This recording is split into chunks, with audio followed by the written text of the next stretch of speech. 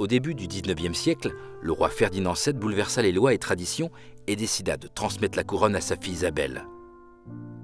Ce fut une décision révolutionnaire qui, ajoutée à la légère ouverture de l'État vers les progrès et la modernité, va être propice à la création d'un mouvement politique très conservateur.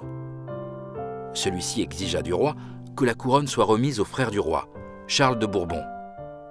Les défenseurs de ce mouvement étaient connus sous le nom de carlistes, et en moins de 60 ans, ils provoquèrent 3 guerres, mais ils les perdèrent toutes. La troisième guerre carliste commença en 1872, et la région de la Garrotxa devint un des points clés des affrontements en Catalogne. Les mouvements militaires se dirigeaient depuis ici, et c'est précisément dans la chapelle de Santa Maria de Finestre que Charles de Bourbon, le frère de la prétendante au trône, se réunit avec le général Savals, et qu'il le convertit en chef militaire carliste de Catalogne. Un des épisodes les plus dramatiques de cette guerre se passa en 1873, lorsque l'armée carliste attaqua le village de Tortella, connu pour son libéralisme. Les carlistes lancèrent l'assaut et 42 volontaires de la liberté se réfugièrent dans l'église, durant 3 jours, jusqu'à ce que des troupes alliées vinrent les libérer.